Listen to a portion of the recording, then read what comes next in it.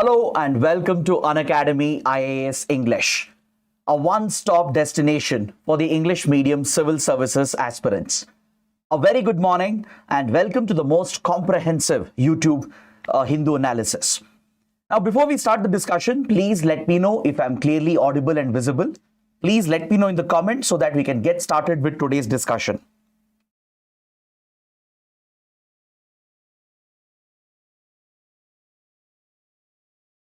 Those who are watching, please let me know in the comments if the audio and video is clear. Okay, great.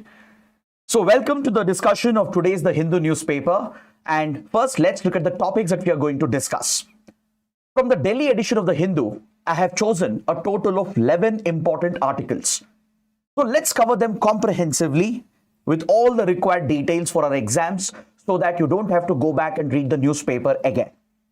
If you guys are liking our initiatives and benefiting from them, do support us with your likes and comments and don't forget to subscribe to our channel. Now, before we start, I have a very important announcement for all of you, especially for those who are preparing for 2026 and 2027. Unacademy has announced the biggest price drop ever. Our IAS courses are available at the lowest ever price of just $22,999, as Unacademy has announced a flat 60% off on all the courses following the Aarambh event that was held yesterday. So this subscription would give you access to all our classes from our top educators for 15 months, which should be sufficient to help you cover all the subjects, the entire syllabus. This will give you access to the study material as well as the test series and mentorship and doubt resolution sessions. So those interested can enroll immediately because this is a limited time offer, and all you have to do is click on the link provided in the video description. Click on the subscription link and enter the code IAS English. If you have to avail this offer, you have to enter the code IAS English and you will be able to subscribe for the 15-month program at just $22,999. Now, before we get started, I have another important update for you guys. Tomorrow, that is on the 3rd of March, Monday at 7 p.m., I'll be conducting a special session covering all the important global conflicts that are in the news in the last 3 years. This would be a detailed, comprehensive analysis and discussion of all the ongoing global conflicts, from Ukraine to Gaza to Myanmar to Sudan and many more. So do ensure you join me live tomorrow at 7 p.m. Set a reminder immediately. The stream is already set up, available on our YouTube channel. So you can go to the live stream and click on Notify Me, so that once we go live tomorrow, you will get the reminder and you can join me live tomorrow for this comprehensive detailed session where we are going to discuss all the major global conflicts that have been in the news over the last 3 years. This would be very helpful for your prelims, especially for map-based questions, for international relations questions. It would also help you in your mains exam. UPSC tends to ask a number of detailed analysis-based questions on global conflicts. So those who are preparing for 2025, 2026 and beyond, you cannot miss this session. So do ensure you join me tomorrow live at 7 p.m. Then please join my Telegram channel by scanning the QR code, because after the session ends, I'll be sharing the PDF of this session over here. So now let's get started with today's discussion and let's look at this important article from page number 13. This detailed column is focused on the Advocates Bill that recently had triggered a major controversy. The Government of India proposed the introduction of the Advocates Amendment Bill 2025, which seeks to amend the Advocates Act of 1961. See, the legal profession in our country, lawyers, their education, their accreditation with the Bar Council and the registration with the Bar Council so that they can practice in our courts, this entire process is regulated, controlled through the provisions of the Advocates Act of 1961. In fact, the Bar Council of India has been set up through this law. So the Bar Council of India is an autonomous statutory body established under the provisions of Advocates Act 1961 that regulates the legal profession and legal education in the country. This important piece of law has been proposed to be amended by the government through the Advocates Amendment Bill 2025. The government pushed the bill into the parliament. But however, the controversial provisions of the bill generated strong criticism and opposition from the legal fraternity. Lawyers around the country have opposed the amendment bill, and the Bar Council of India, along with the state bar councils at the state level, they all took a stand against it. The Bar Council of India even wrote to the Minister of Law and Justice, stating that this proposed amendment is an assault on legal autonomy and independence. It would compromise judicial independence and independence of the bar itself. So following this tremendous pressure exerted by the legal community and the Bar Council, the government has decided to withdraw the bill. The central government has withdrawn the Advocates Amendment Bill 2025 just a few days ago on 22nd February. That is why the topic is in news. So first, for prelims, let me tell you what is the Bar Council of India, what is its role and functions.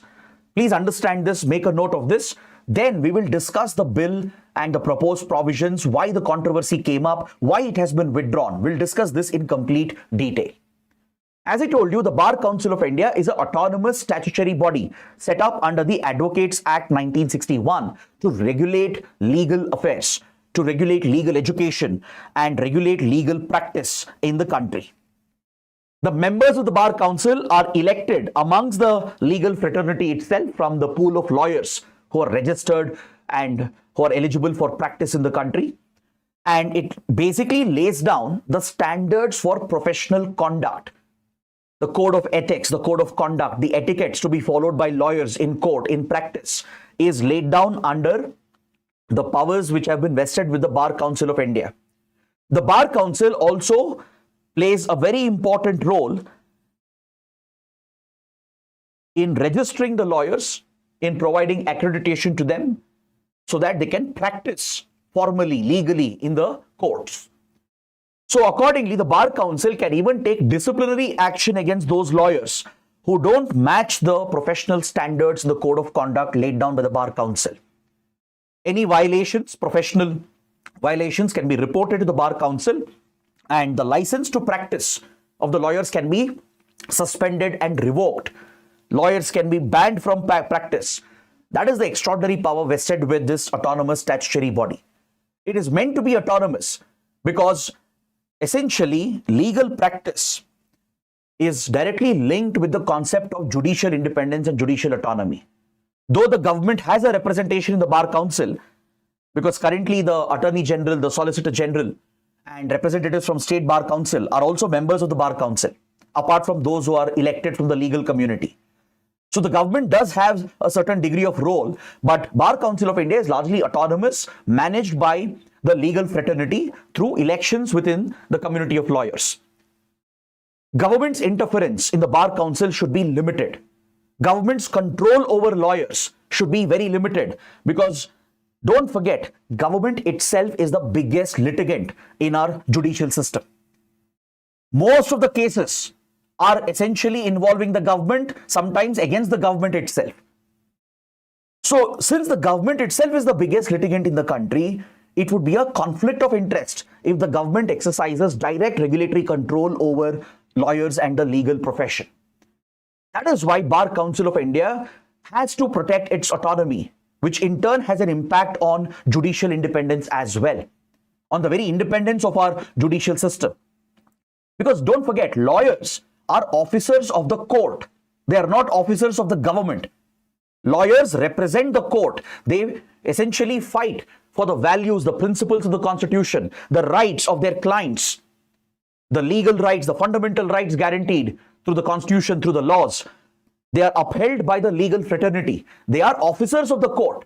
It's very essential to maintain that degree of independence and autonomy, and that responsibility lies with the Bar Council of India. Now, the proposed amendments sought to take away some of these powers and autonomy of the Bar Council, and in many ways, it undermined the independence of the legal community. That is why lawyers across the country were up in arms, protesting against the proposed amendments. The Bar Council of India wrote to the Law Minister as well that these amendments are a threat to the legal profession, the independence of the law officers, the lawyers, and threatens judicial independence eventually. The Bar Council also regulates legal education in the country. It sets the standards for legal education for all the universities, colleges offering law courses. The standards are set by the Bar Council. Recognition for these degrees, those universities, is given by the Bar Council. So Bar Council performs this dual task. On one hand, it looks after the regulation of the legal community, the legal fraternity, lawyers, now even the legal councils as well. On the other hand, it regulates legal education as well. Now, let's understand what were the objectives of this amendment bill. Why was the government bringing an amendment to the Advocates Act of 1961? See, the Advocates Act of 1961, as you can notice, it's a very old law. It's quite outdated.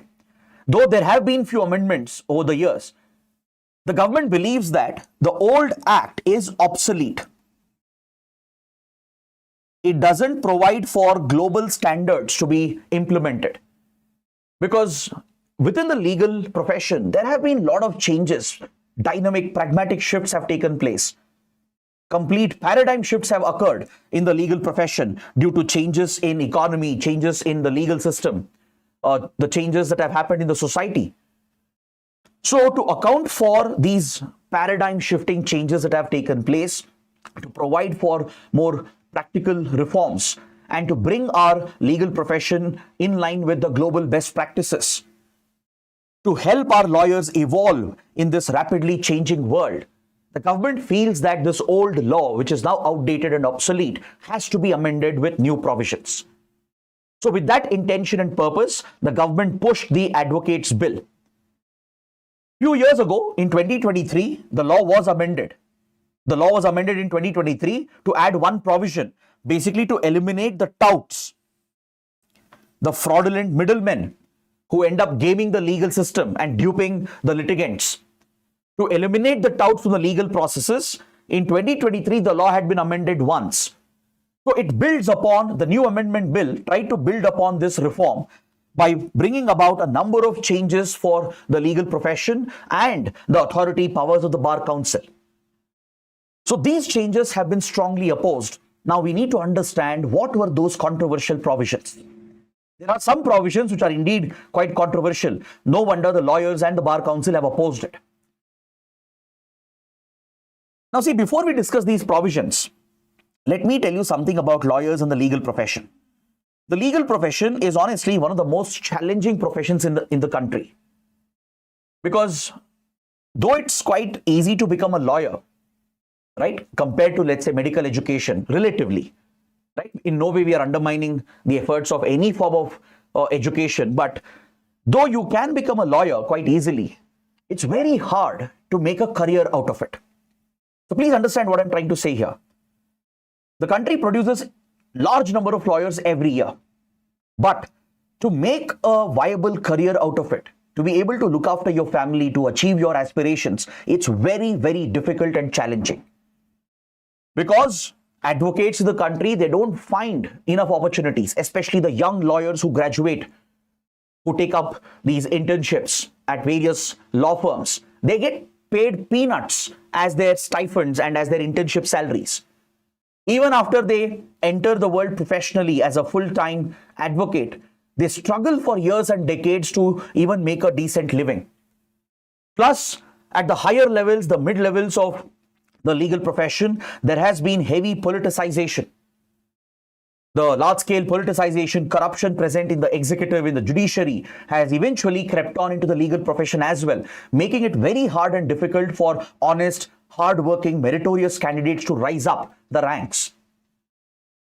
There are few lawyers who mint money, take up most high-profile cases, but majority of them struggle to make a decent living out of it. And don't forget, lawyers in the country are playing a pivotal role. They play a very critical role in protecting the constitutional rights, the fundamental rights, the basic rights which are guaranteed including the legal rights that are guaranteed. They represent the clients, they raise the voice of the weaker sections. They take up important social issues as well. They fight for the rights of the litigants involved in the case, and they ensure that these rights are guaranteed and protected. So they play a very crucial role in our polity, but their contribution, their efforts are largely unrecognized. In fact, there is often a criticism against lawyers that lawyers, they always go on strikes, protests, they boycott court work. Though it is true to an extent, but there is a reason why generally why lawyers go on strikes and protests. Going on strike, going on protest, even boycotting court work sometimes has been a standard form of raising grievances, raising one's voice, and standing up against any kind of discrimination and exploitation from the state. If you go back to colonial times, any student of modern history would know how lawyers in India were at the forefront of our freedom struggle. They turned the courts into platforms for raising the issue of nationalism and to build the national identity. Now, who doesn't remember the legendary barrister Dr. Saifuddin Kichlev, one of the first opponents of the Rowlatt Act 1919, the controversial Rowlatt Act which empowered the British government with sweeping powers to detain and arrest individuals without warrant, without checks and balances, without any trial. It was barrister Dr. Saifuddin Kichlev who stood up against it, mobilized the legal community and boycotted court work to bring pressure on the British authorities. Throughout our freedom struggle, a number of freedom fighters were lawyers, and one way to register their dissent and protest was to strike, was to protest, even boycotting court work. This has continued post-independence as well.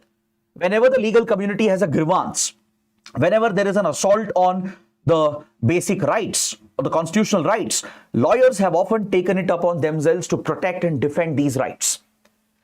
So lawyers believe that in general, the right to boycott, the right to strike, the right to protest should be guaranteed to the community. But this proposed bill, it introduced a very controversial section which would explicitly prohibit advocates and bar associations from abstaining from court work. Essentially, if this amendment was passed, lawyers will no longer be able to boycott court work in the name of protest. Now, this was strongly condemned, not just by the Bar Council, but even by various bar associations, lawyers, and the concerned stakeholders. See, in the Harish Uppal case of 2022, the Supreme Court had made it clear that lawyers do not have the right to strike or call for boycotts. Because please understand the other side of the argument here, what the government was trying to do. When there are frequent strikes and boycotts of court work, it basically disrupts the process of justice. It eventually affects the litigants. If, let's say, courts don't function for several days and weeks because lawyers are on protest, then it results in delay of justice, derailment of justice, that too at a time when we already have millions of cases of pending. There's a huge backlog of cases. Petitioners are waiting for justice for years and decades together. So any disruption in court work will further affect the litigants. It will affect the common man. So the Supreme Court had a point in 2022 in the Harish Uppal case when it said lawyers do not really have a right to call for boycotts. If they have grievances, they can bring it out to, let's say, interviews or articles or press meets, or let them conduct a peaceful march without disrupting court work. Of course, right to protest peacefully is a guaranteed fundamental right available to everyone. The Supreme Court also mandated that let lawyers protest if they want on any important issue. Let it be a peaceful protest without boycotting court work, without disrupting the day-to-day functioning of the courts.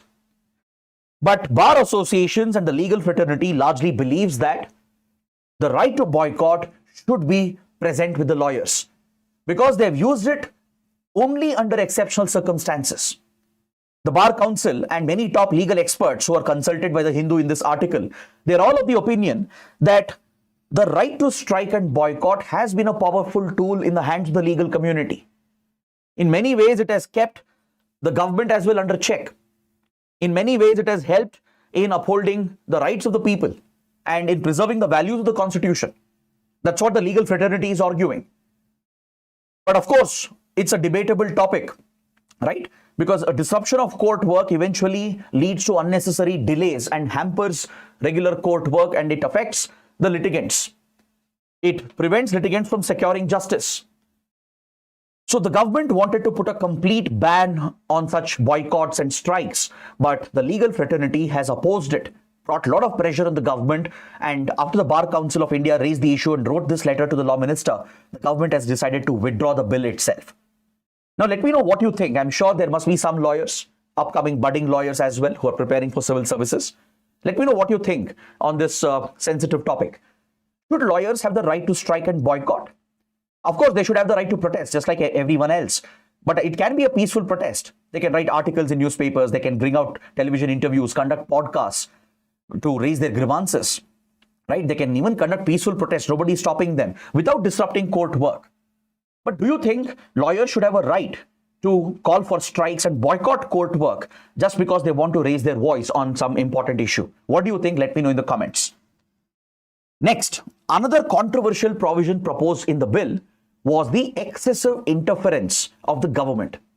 The government was giving itself extraordinary powers to meddle with the functioning of the Bar Council of India. Now, this was unacceptable to the legal fraternity. As I told you, the legal fraternity looks to protect its autonomy, its independence from the executive. Because don't forget, I'll reiterate this point again, the government itself is the largest litigant. That's a direct conflict of interest. What the centre proposed was, through this amendment bill, the centre was increasing its control over the Bar Council by providing for more members appointed by the government. In the Bar Council of India, the government already has representation through existing members, which includes the Attorney General of India, the Solicitor General, and one representative elected by each state Bar Council. Upon this, the centre was trying to give itself more control over the functioning of this important statutory body by appointing new members, up to 3 new members who would represent the government essentially. So government would get decisive control that would destroy the autonomy, the independence of the Bar Council itself. So that is where a strong opposition has been raised. The centre was giving itself powers to issue directions to the Bar Council of India regarding eligibility criteria and regulating the functioning of the state bar councils. This would destroy the autonomy, the independence of the state bar councils as well. That is why there has been a strong opposition. So this proposal by the government was seen as a threat for legal independence and judicial independence. That is why there has been such a strong opposition. In fact, the government was even trying to undermine the state bar councils and make them redundant through the proposed amendment bill. There was a provision in the proposed amendment bill which sought to expand the Bar Council of India's authority to control the state bar councils. See, under the existing setup provided under the Advocates Act 1961, Bar Council of India has been set up separately as a regulatory body, as a autonomous statutory body at the national level. Then there are state level bar councils which are set up separately. The state level bar councils have their own jurisdiction, their own autonomy to an extent, and it respects the federal nature of our polity, the very federal structure of our polity. Now, what the government was proposing was the Bar Council of India will have more control. It could even take up cases related to the professional conduct of lawyers, which otherwise was always looked at by the state bar councils, and even suspend lawyers and revoke their practice license.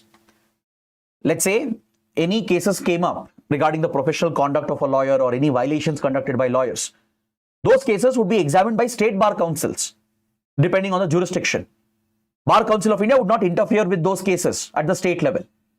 Even if a lawyer had to be suspended and the license had to be revoked, state bar council would take the decision. That kind of autonomy, federalism had been built into the bar councils as well. But now the government was threatening to take that away. First of all, the centre was giving itself more control over the bar council by appointing more members on its behalf, and it was seeking to expand the authority. So any cases against lawyers coming up at the state level could be taken over by the Bar Council, and Bar Council could even suspend and revoke the license of these lawyers. Now, that is an extraordinary power. Now, imagine, let's say at the state level, there is a case which has been filed by an anti-corruption activist against the government itself.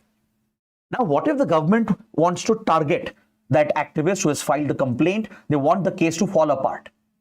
What if the government misuses its extraordinary powers in the Bar Council, if the amendment had gone through, and takes up that particular case, files charges against that lawyer who's fighting that case and gets that lawyer suspended? The case itself will fall apart. This could lead to government interference in certain cases, especially where the government itself is a litigant. And the government proposed that Bar Council of India will have powers to even disband the state bar councils if it is not functioning in line with the provisions of the Advocates Act. State bar councils could be dissolved and replaced by the Bar Council. Now, this again is an extraordinary power which would undermine the federal nature which exists right now. So please understand the larger picture here.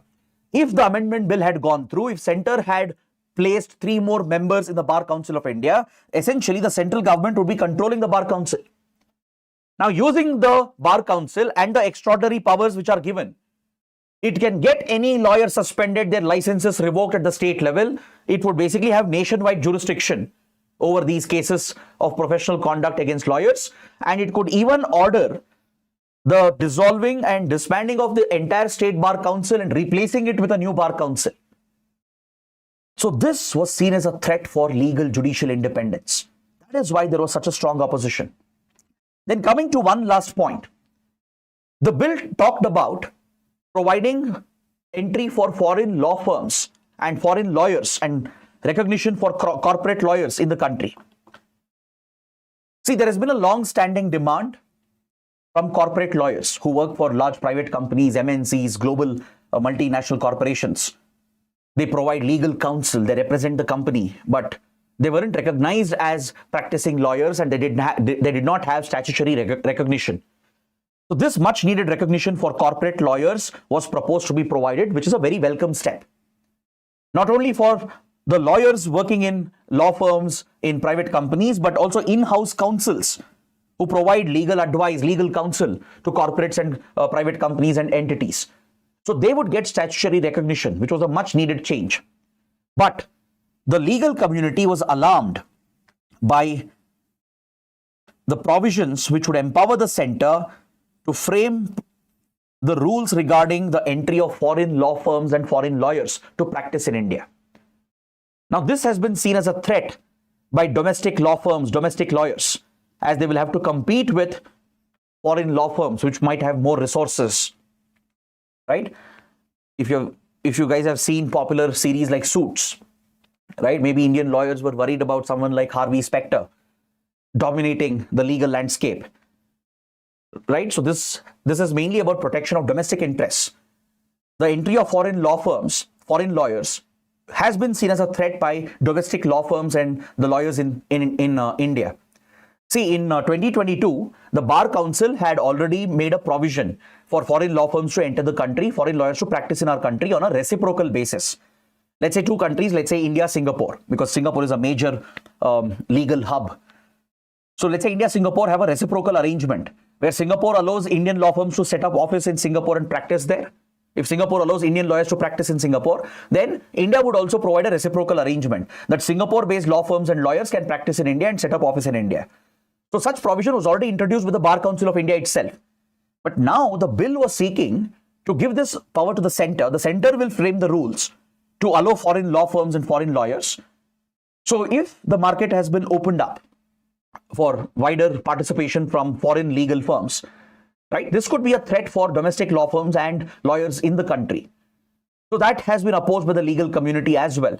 And also the expansion of the definition of a legal practitioner, where not just corporate lawyers would get statutory legal recognition, even legal in-house consuls who provide consultation services, who provide legal aid in private companies, corporate entities, they would also be recognized as lawyers, as a statutory provision. So these are some of the provisions that the legal fraternity has opposed. The Bar Council has taken a stand against all of them, and it has written to the central government bringing pressure on the center, and eventually the center has decided to withdraw this controversial bill. The topic is still relevant for our exams, given that the topic is connected with legal judicial independence, the Bar Council of India. It's an important topic for prelims and mains. So please take up this practice question. Try to write a good answer based on what we have discussed, and let's see how many of you can post an answer in the comment section. Now let's look at the next article. On the same page, we have an article related to one of India's biggest health crisis that we are facing right now, which is obesity. Obesity and the health risk associated with obesity.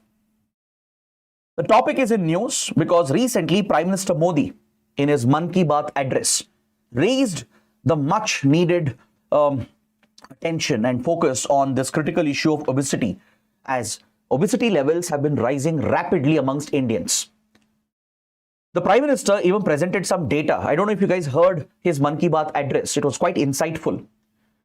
He spoke about the healthcare related challenges, how it could become an economic burden, how it could affect the Indian society, India's rise in the coming days if we don't tackle this new pandemic of sorts which is consuming India, that is obesity. According to government data, 1 out of 8 Indians are obese, and the numbers are set to increase significantly in the coming years. I'll present the data as well. We'll break down the data which the Hindu brings out. You will honestly find the data to be alarming. So this important issue, the biggest health crisis that we are facing today, a long-term silent health crisis, is being addressed in this article. So let's take a deeper look and go beyond the article as well. Now, please don't forget, we Indians have a genetic predisposition to become obese, especially to accumulate abdominal fat.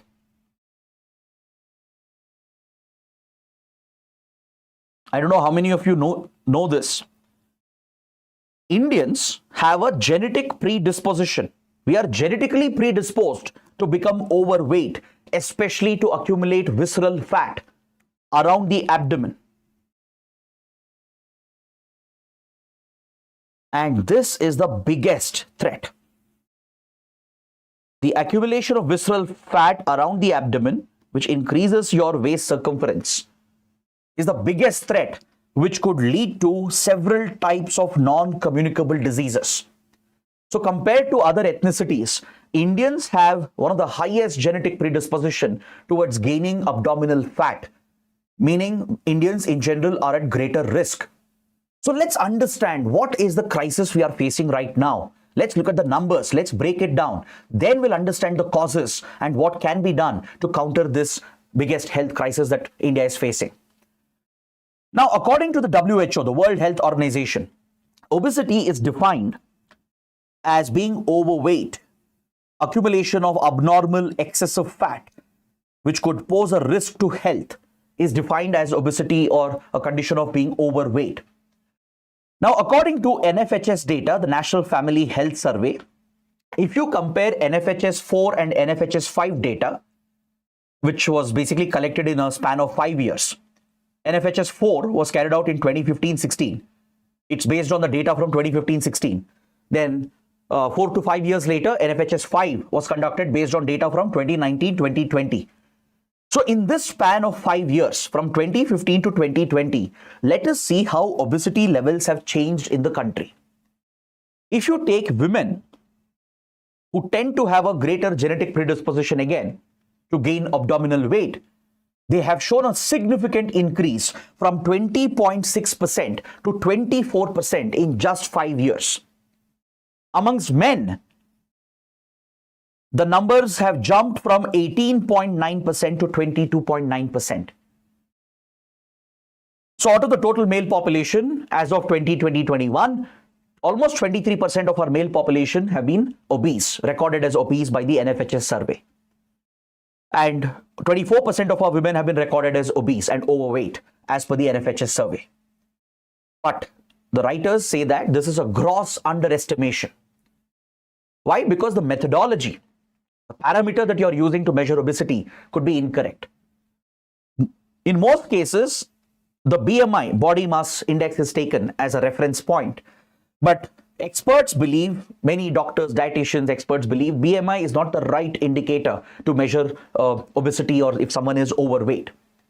It's about the waist circumference, the ratio of waist circumference to height, the accumulation of abdominal fat. Because BMI does not tell you the fat percentage, it doesn't give you an idea about where the fat accumulation has happened. Studies have established again and again that visceral abdominal fat is the biggest risk for various non-communicable diseases, from diabetes to hypertension to cancer to cardiovascular diseases. So, if you take abdominal obesity assessed through waist circumference, this number will jump.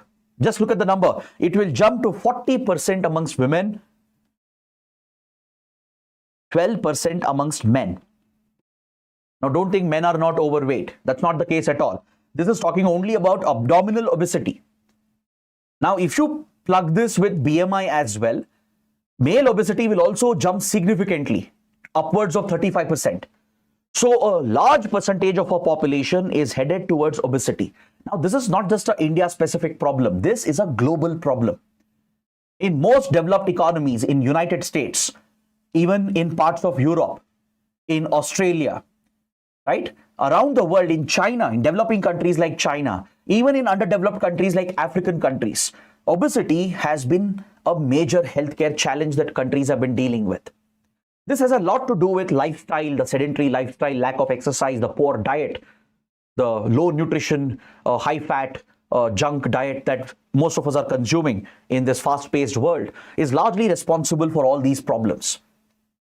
Because mortality rates associated with obesity is extremely high. It's extremely concerning. NFHS data also shows that the burden right now is more on urban population. Those who are in city dwellers, especially the middle and upper class in the city, they tend to be overweight and obese. But this is no longer true. It's changing. We are witnessing a trend where even amongst the poor population, obesity is rising. Even in rural areas, the numbers are going up. Don't think poor population is free from obesity. Don't think rural areas are free from obesity. We are seeing a disturbing trend. Obesity is no longer related with affluence. See, generally that is the misconception, right? You believe that those who have more money, those who have access to food and high calorific food, you believe that only they will get obese. You don't think poor people who are struggling to have access to nutritious food will get obese. Generally, that is the wrong assumption that we make. But studies have clearly established that we are seeing a changing trend. Even amongst the poor population, even in poor developing nations, underdeveloped countries, obesity levels are rising. Then even in rural areas, where more hard physical labor is carried out, especially in agriculture, in agrarian families as well, obesity is going up. So this is alarming. So it's important to understand why this is happening. Now forget urban-rural divide, forget men and women. Think about children. Children in our country are reporting high levels of obesity, which is alarming again. China is already dealing with such a huge burden, and we are seeing similar trends in India as well. United States also has a similar trend. Childhood obesity has become a major concern. Data shows that right now, childhood obesity has jumped from 2.1 to 3.4%.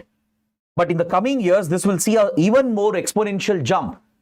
And reports indicate, according to World Obesity Atlas 2022, that in the age group of 5 to 9 years old, right, children in this age group, 10.81% of them would be obese.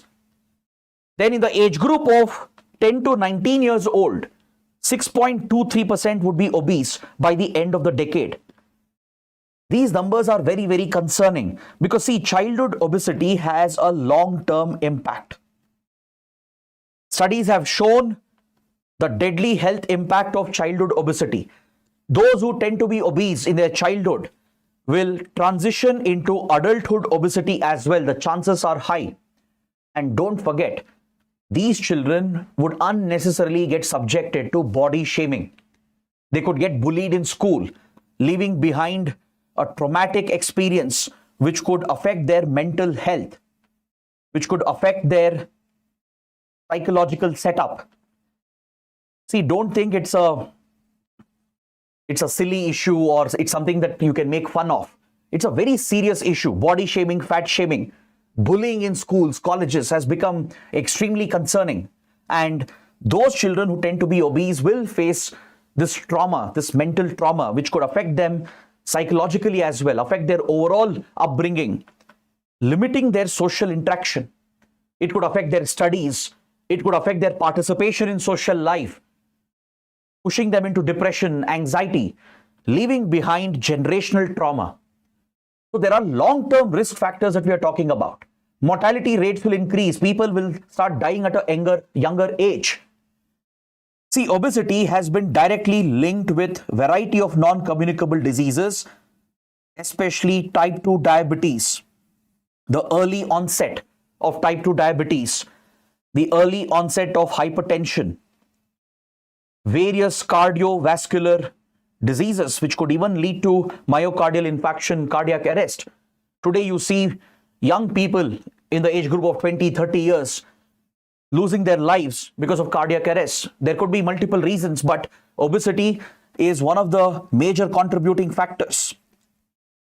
This could affect cancer levels in the country. Studies have established a correlation between increasing number of cancer cases and growing obesity levels in the country. So this concern will only increase in the coming decades.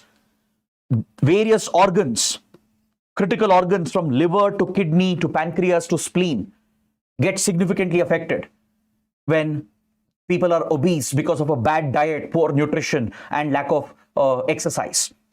The gut microbiome gets affected, right? Gastrointestinal issues will come up, leading to various health disorders, chronic conditions which affect the gut, the intestine.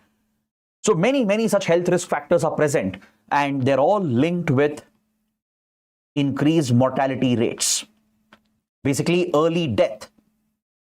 This has a huge social cost, economic cost. Is that clear? So that is why it is important to address the issue of obesity. Now, what are the causes? The causes are very simple. I'm sure all of you know. First and foremost, what we eat, the poor diet, low nutrition. The diet we largely consume is high in carbs, low on protein, low on fiber, low on micronutrients, but it is high in carbs and high salt, high sugar, and high fat, especially trans fat. That's why the Prime Minister urged Indians in his Mann Ki Baat address to reduce the consumption of oil, avoid reheating of oil, right? Consumption of food which is high in sugars, salt, fat, carbs is the root of the problem. This has a lot to do with the changing lifestyles, the sedentary lifestyle, which has become a norm of the modern globalized world. See, it's not just one individual who can be blamed for this. You can't just go tell a person who's overweight that you're overweight because of what you have done. This is more of a social problem, a larger global problem as well. Globalization has had a lot to do with this. The commodification of food, commercialization of the food industry, the focus on pushing fast-moving goods, the focus on processed, ultra-processed food is what is changing our diets. In fact, it has already changed to very dangerous levels. The consumption of processed, ultra-processed food is largely to be blamed, where people are consuming more carbs, more salt, sugar, and fat, while not consuming enough protein, fiber, and micronutrients and essential nutrients. This is the reason why even poor people are getting obese. Why? The unfortunate reality of the modern world, the modern so-called global economy that we have built, is that dangerous food has become cheaper, whereas healthy, nutritious food is very costly. If you don't believe me, just go to the supermarket or try ordering online. Look at the price difference between a packet of chips or, let's say, a carbonated beverage and a healthy food item. When I say healthy food, I'm referring to food with high protein and high fiber content. Look at the prices of dairy, meat products, eggs, vegetables, fruits, pulses. These nutritious food items are much more expensive, not easily affordable. So people tend to rely upon high carb food, food which is basically high on carbs, which is easier because carbs are cheaper than protein. That is the kind of economic model, the food industry that we have built. And honestly, governments, companies, and society is to be blamed for this. And you might say that people who are obese are lazy, that they are not working out, they're not exercising. Okay, that could be part of the reason. But you tell me honestly, in a country like India, do you have a conducive environment to step out and, let's say, exercise and work out in peace? The article talks about this problem. In our cities especially, where urban obesity is on the rise, it's not easy to step out in this polluted air, where there are no proper walking lanes, cycling lanes. People have fears of getting robbed. People have fears of getting hit by a car or a bus or a bike. In such an environment, how will you encourage people to step out and be more active? Especially when the work culture demands long hours of work. You have top leaders, corporate leaders, saying that Indians should work 70, 90, whatnot hours. And how do you expect them to make enough time for work? The lack of work-life balance, the lack of focus on one's personal well-being as a society in general, as an economy, the lack of supportive policies, the lack of facilities, amenities at the ground level is to be blamed as well. So all these issues are being explored in this article. The need to change our diet, the need to focus on healthy eating, inculcating the habit of healthy eating from the childhood. Now, this is where we have to take a lesson from one country, which is Japan. If you look at Japan's schooling system, the way they bring up their children, it is phenomenal. Right from a very young age, apart from teaching basic civic sense, basic responsibility to even toddlers, they inculcate the habit of healthy eating. You walk into their supermarkets, you go to their restaurants, you find nothing but healthy options. Even junk food, if it has to be consumed once in a while, it is as healthy as possible, moderately, relatively healthier compared to other countries. In fact, many experts even joke that fast food chains like McDonald's in Japan is slightly more healthier compared to a McDonald's in India. That is the culture which has been built in Japan, where there is focus on eating fresh, nutritious food, home-cooked food, as compared to eating out. Even if you are eating out, there is focus on fresh, nutritious food, high protein, high fiber food, as compared to high carbs, high salt, high sugar. It is this cultural change, behavioral change, which has to be inculcated, and it begins at home, it begins at schools. So every stakeholder is responsible.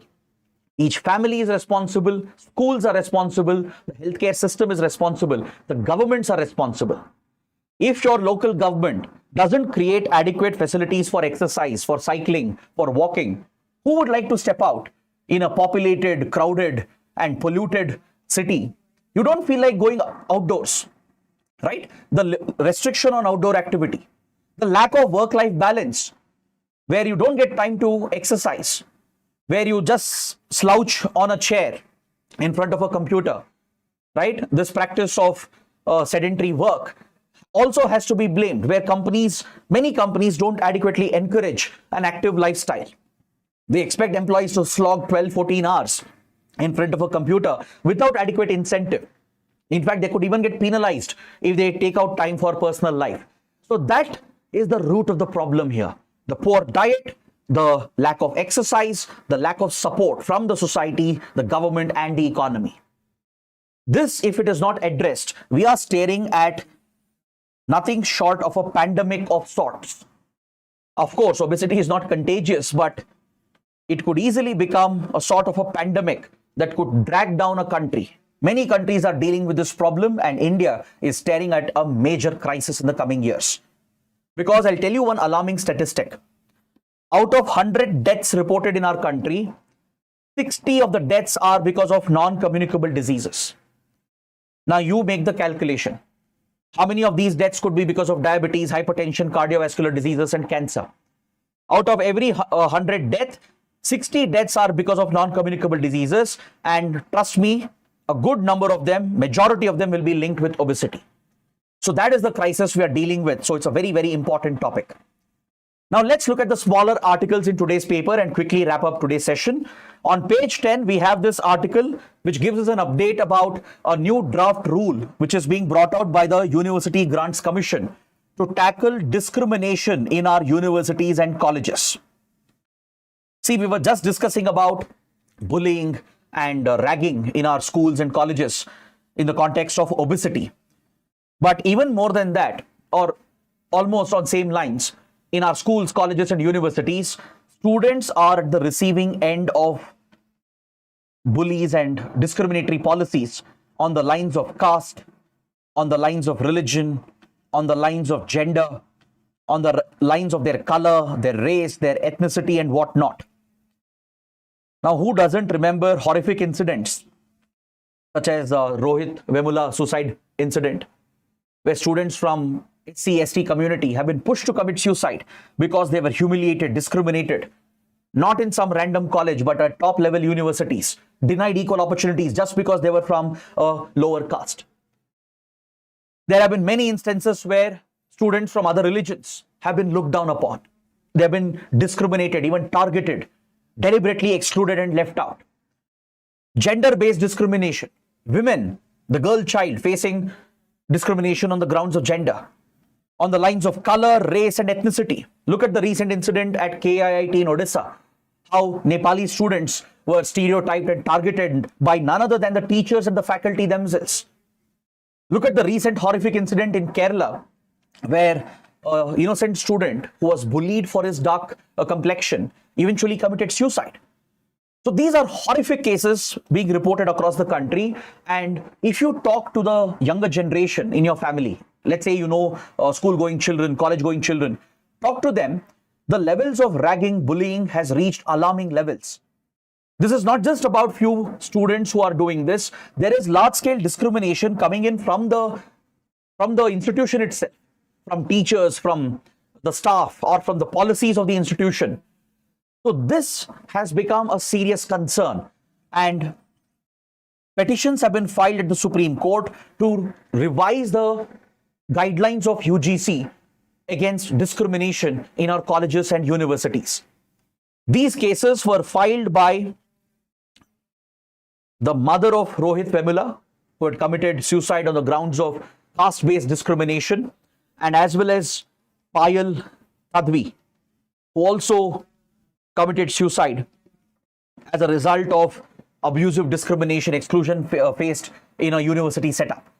So the mothers of these students who had approached the Supreme Court demanding an end to such discrimination in our colleges, universities, they have pushed UGC, and UGC had set up a high-powered committee, the Shailesh Committee.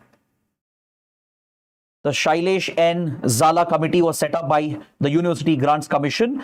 Now, based on the committee recommendations, draft rules have been brought out by the UGC for anti-discrimination. So draft anti-discrimination rules have been brought out. It's been placed for public consultation. It might be notified as well. However, experts are pointing out there are some problems. See, under the draft rules, the government has proposed to treat any kind of discrimination on the lines of caste. If a student belonging to SC/ST community were to face any kind of caste-based discrimination or exclusion, then very, very strict action will be initiated against those students, teachers, and institutions. The UGC has the powers to regulate these institutions. It can even revoke the registration and license of those institutions. So such extraordinary powers are being contemplated. It's providing for an expert committee, an equity commission in every institution, which can look into these complaints, where students can freely raise their voice if they face any discrimination or any kind of exclusion on the lines of caste. And these complaints can be heard by the equity committee or equity commission, which is supposed to come up in every college and institution. The composition also has been prescribed. These committees will include civil society members, student representatives as well, to bring fairness, along with representation for the teachers and the dean or the head of the institution, who will be the ex officio chief of the equity committee. Then to deal with false complaints, what if a student is making false complaints? There is a provision for that as well, to penalize those students and maybe take disciplinary action against those students who are making false complaints. So these provisions are good, but if you examine them in detail, there are certain shortcomings. For example, if you look at the previous rules we had against discrimination, the 2012 regulation, it had wider coverage. It covered discrimination not only on the grounds of caste, religion, and other grounds. It even covered grounds such as gender-based discrimination, ethnicity, disabilities, language-based discrimination as well. All these grounds were covered, and any form of distinction, discrimination, exclusion, or limitation, or unfair preference, bias preference given to students on these grounds, everything was covered in the previous regulation. But now the clarity has been brought down, the definition has been more narrowed down. The rules say that discrimination against SC/ST will be considered as caste discrimination. It does not say anything about discrimination against those from OBCs or other lower castes. It does not explicitly mention that. It does mention religion, ethnicity, race, etc., place of birth, but it does not go into the specifics. It doesn't cover those with disabilities. It doesn't cover gender-based discrimination or language-based discrimination. This has been left out, which was actually present in the previous regulations. So here experts are pointing out that there is a shortcoming. You are actually reducing the coverage of these regulations when you should be widening it, covering all forms of discrimination, exclusion, and partial preferential treatment. Then coming to the false complaints, there is no clarity given by the government. Essentially, the equity committee will decide which complaints are false. So this basically undermines due process.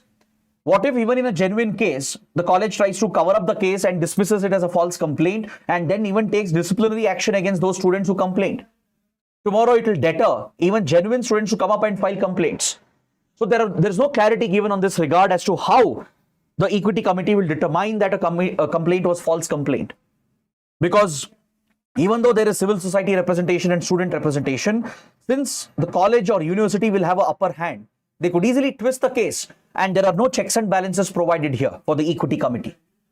So these problems are persistent, and many experts are pointing them out before the government notifies these new draft rules against discrimination. So it's a very important topic, so please make a note.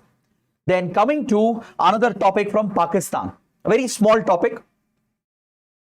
It's been reported that 23 members from the Ahmadiyya community have been arrested just because they offered Friday prayers in a mosque. The holy Ramadan season has just begun, and members of the Ahmadiyya community who consider themselves to be part of Islam, who are practitioners of the Islam faith, they have been arrested in Pakistan. Why? On what grounds? Just because they offered prayers.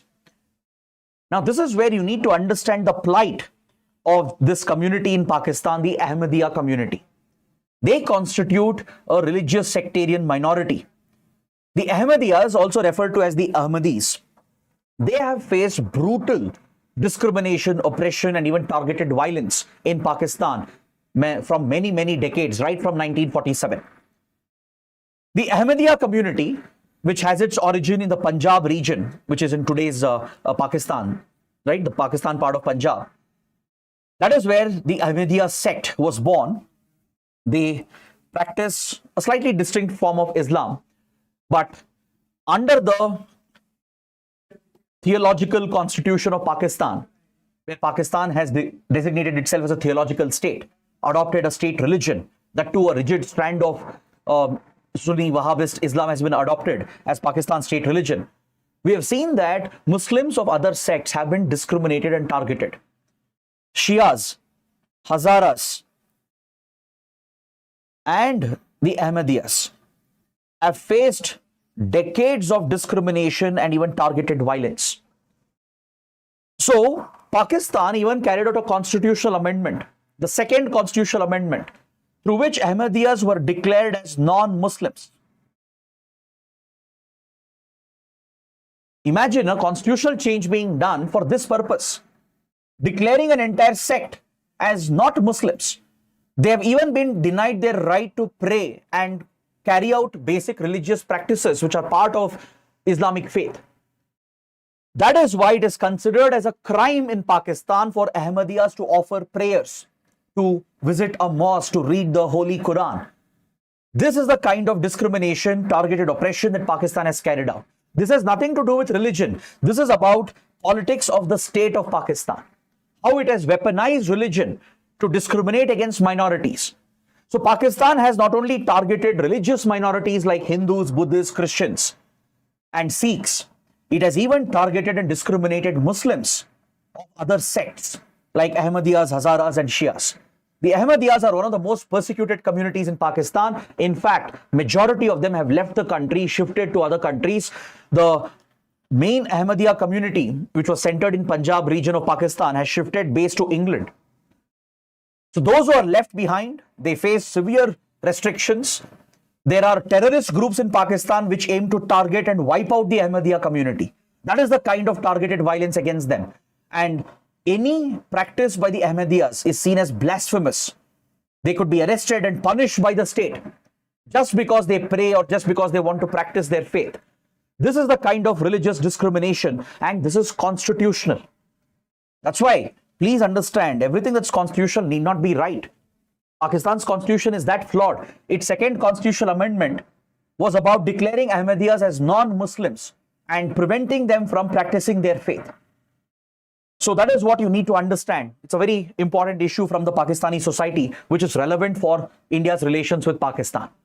Now, coming to the prelim section, let's go through these articles one by one quickly. Starting with this topic from page number 10. The Ministry of Railways and the Northeast Frontier Railway Division, they have finalized the project report for the Assam-Bhutan railway line. India-Bhutan are working on the first ever joint railway project to connect Kokrajhar in Assam in the Bodo areas with Gelugfu in Bhutan, which is an upcoming mindfulness city. Bhutan's king has envisioned Gelugfu as a mindfulness city to build a brand new city with modern infrastructure and promote industrial economic activities. But Bhutan will remain committed to its goal of carbon neutrality and environment protection.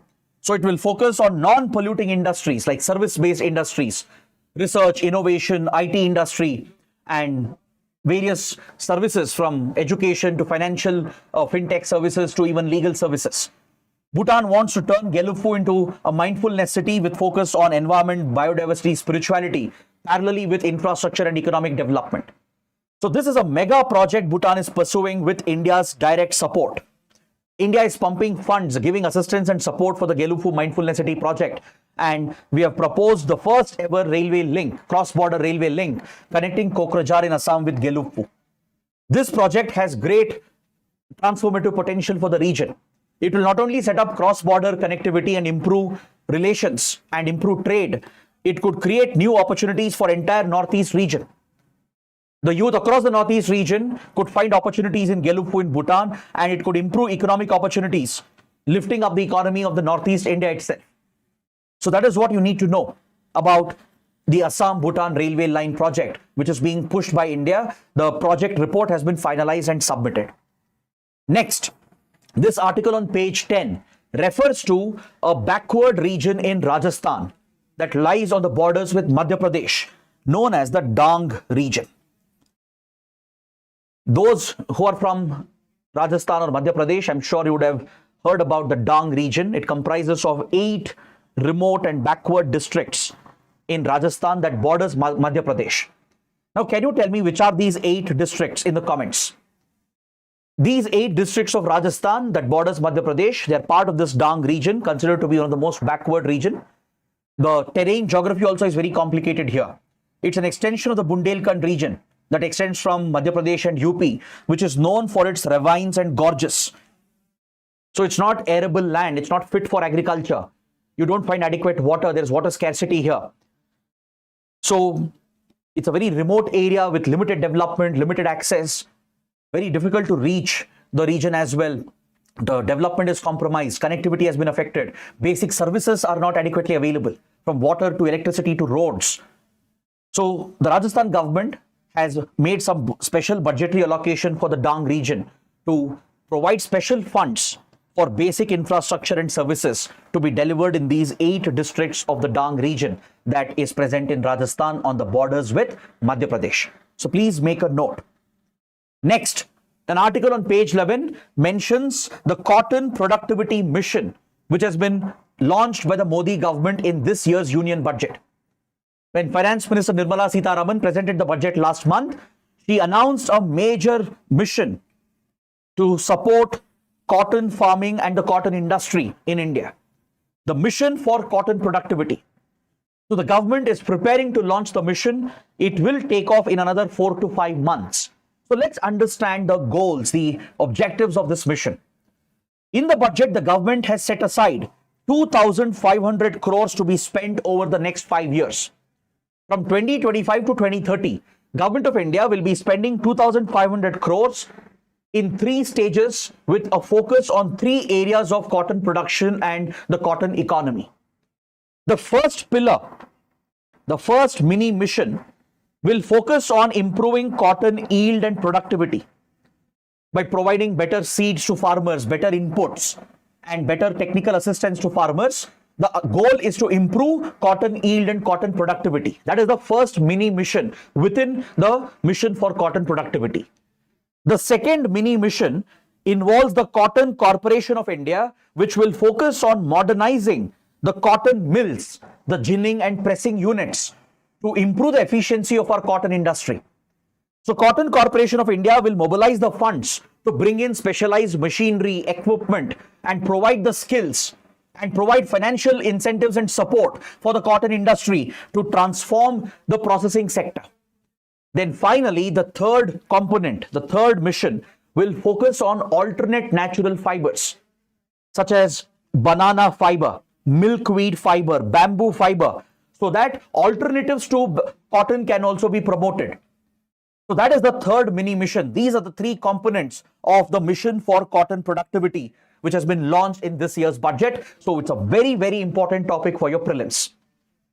On the same page, there's an article referring to SEBI, the Securities and Exchange Board of India, the regulator of the financial capital markets in the country. It has got a new chairman. Tuhin Kanta Pandey has been appointed by the Government of India. The Government of India has the authority to appoint the chairperson of SEBI. The former chairperson, who has recently stepped down, had been under a big controversy on corruption charges. Hence, SEBI and its chairman and the appointment of the chairman could become important for prelims. The SEBI was set up as a regulatory body, as I told you, to regulate the capital market and the financial market, to regulate the stock exchanges, the equity, debt, and commodity markets in the country. It was initially set up as an executive body by the Government of India, by the Ministry of Finance in 1988. Then 4 years later, as India introduced LPG reforms, we liberalized and globalized and opened up for foreign investments. We saw a massive boon in our capital market.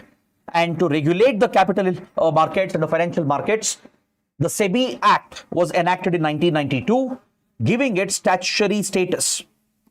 So now SEBI is a statutory body, autonomous independent statutory body, something like RBI. Like RBI regulates the banking and monetary sector, SEBI regulates the financial capital markets, and the chairperson is appointed for 3 years by the Government of India. The Government of India, the Ministry of Finance, will essentially select the chairman and appoint the chairman for a term of 3 years. They can be removed by the government as well. Next, on page 12. See, Sunday's newspapers are very interesting. Many students ignore it, thinking there are no articles. According to me, Sunday newspapers are more important because there are some very interesting science and tech articles, which you don't find in other editions.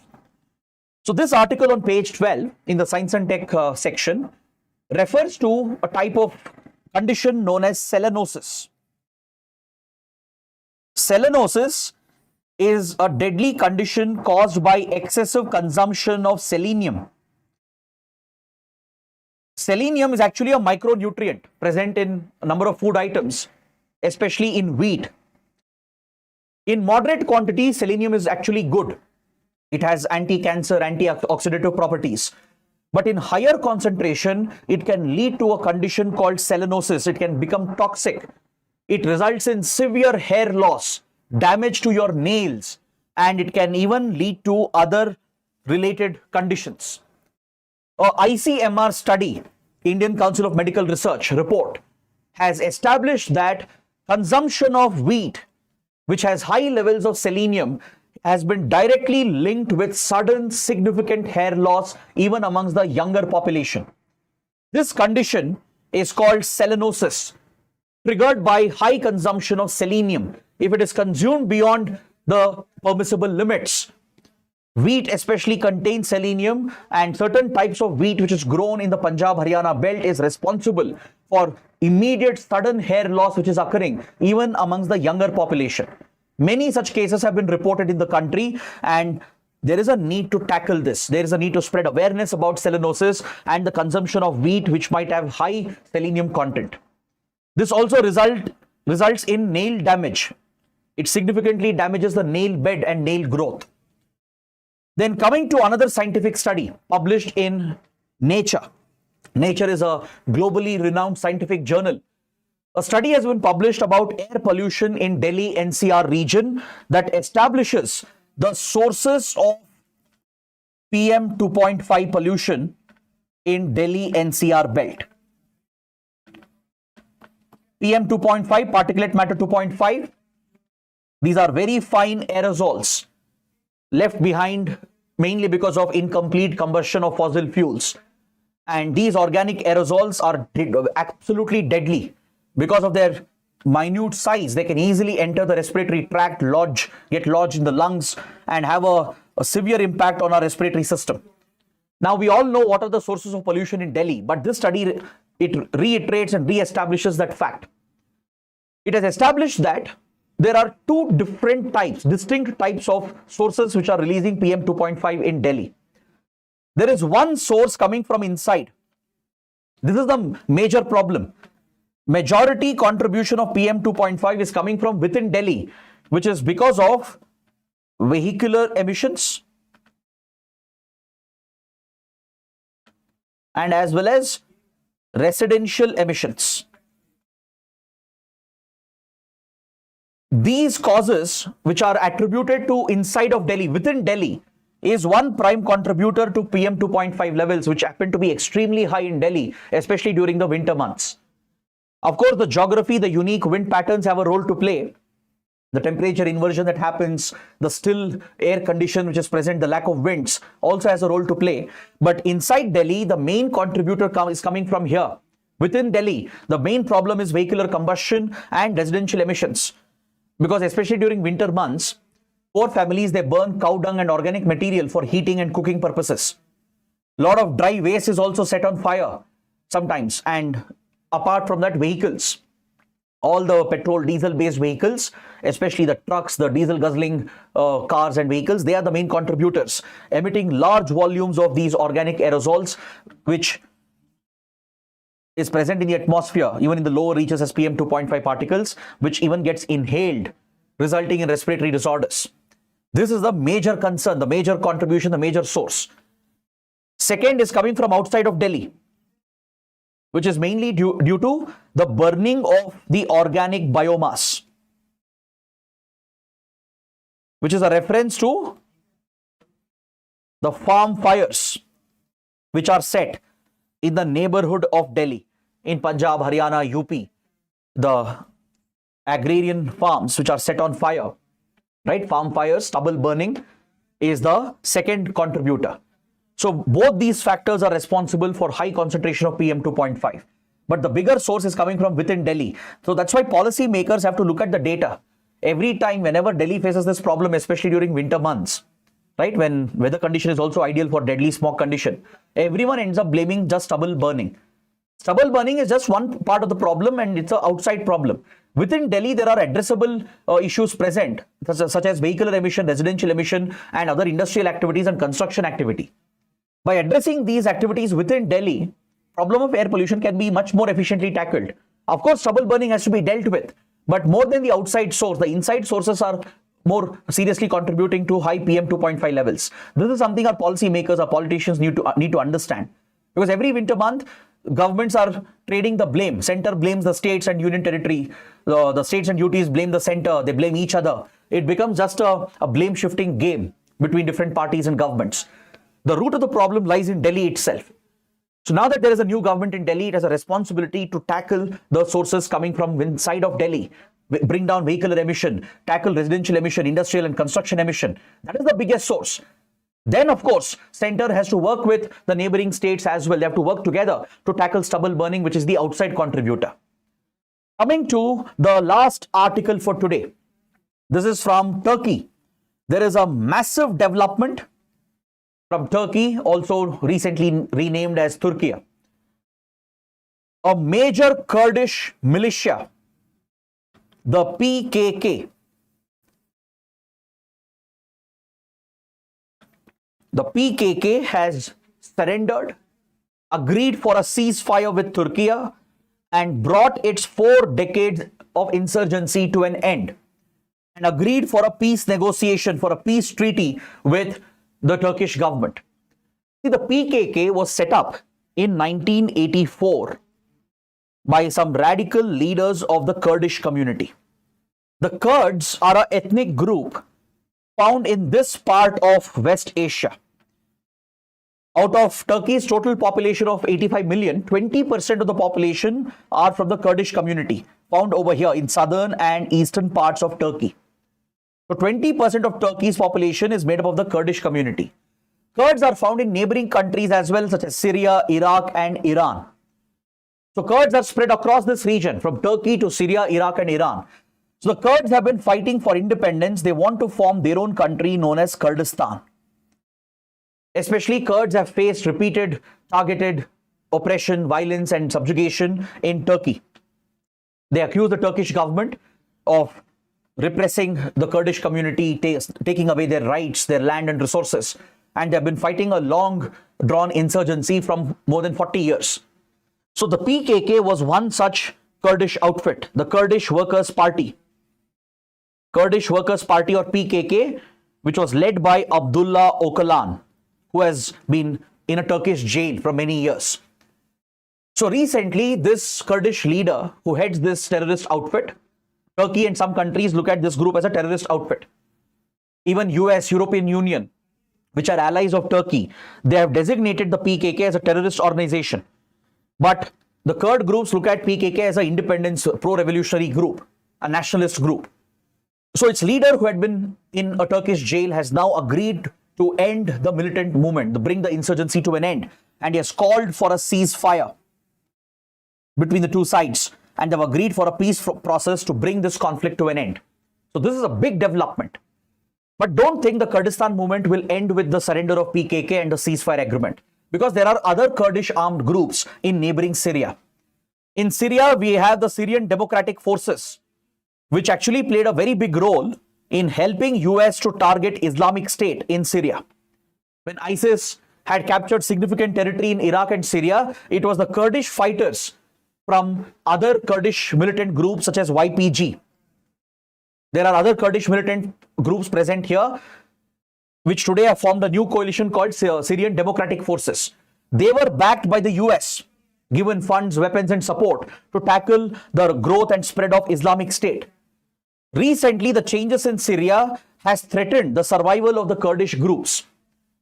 It's alleged that the recent toppling of Assad's government in Syria was sponsored by Turkey, mainly for this reason. Turkey sponsored some of the rebels who are opposed to Assad, including the notorious groups which are aligned with jihadist ideology, were backed by Turkey, sponsored and funded from across the border, so that Assad's regime can be thrown out, which had been supporting Syrian Democratic Forces, which happens to be a Kurdish coalition. So there are other Kurdish groups operating in Syria, parts of Iraq and Iran, but for now, the Kurdish militant movement led by PKK in Turkey is likely to end, as a ceasefire has been declared and most likely a peace process is going to be worked out. So this is indeed a big groundbreaking development from West Asia. So on this note, I bring my detailed analysis to an end. I hope you guys have liked the session, And if you did, don't forget to comment below and press the like button, share the video with other aspirants, and don't forget to subscribe to our channel. That is it for today. Thanks for watching. We'll see you tomorrow.